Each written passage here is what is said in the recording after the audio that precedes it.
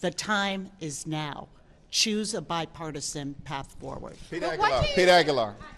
Jim Jordan has failed at every vote, and he's going to continue to fail. House Democrats are united behind Leader Jeffries. We want a path forward.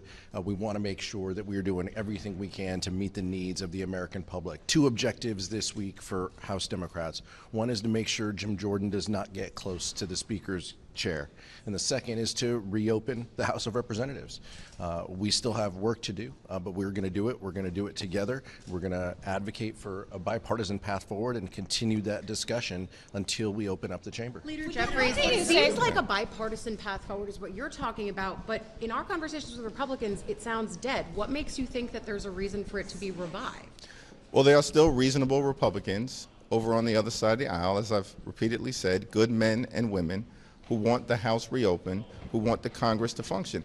And what we've said is we just want a House that allows for bipartisan bills that benefit the American people, not Democrats or Republicans, the American people. We want a House that allows for bipartisan bills to receive up or down votes, that will receive the majority of members on both sides of the aisle, but are being blocked right now by the extremists. Leader Jeffries, are you confident if you would have all of your people here this weekend to continue to block Mr. Jordan, that you have enough votes every single roll call vote this weekend?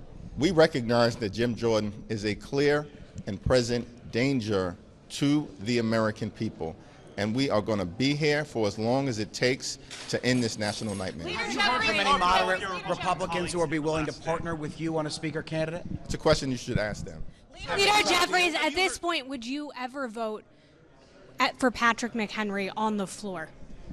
I've said repeatedly that there are many Republicans on the other side of the aisle who we believe are good Americans, good patriots, good men and women. Patrick McHenry is one of them. There are others. Sir, have you spoken directly with any of your Republican colleagues about a bipartisan path forward? I haven't spoken directly with Patrick McHenry.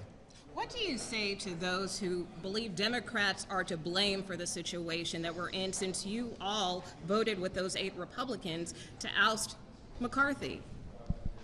Well, the job of the House Republicans is to elect a speaker who can get to 218 votes and to sustain a speaker at 218 votes. That is the job of the majority. From the very beginning of the Republic, going back to 1789. And by the way, who created Jim Jordan? Who normalized Jim Jordan? Who was about to nominate?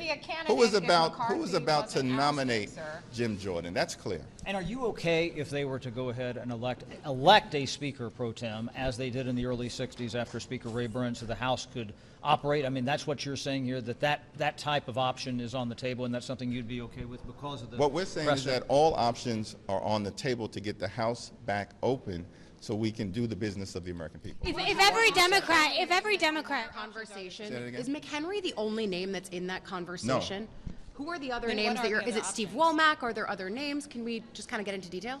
I think you've got to ask the other side of the aisle who they're willing to put forward. If every Democrat went to the floor and they voted for a Republican today, you could probably find a handful of Republicans who would join you organically in that moment. Would you take that step today? Voted for a Republican to be Speaker of the House? Yes. We'd have to have a real conversation about what that would look like. Is that a challenge because your side, obviously there are some on your side who just have such antipathy for Republicans that they could not potentially do that at all? Let's be clear.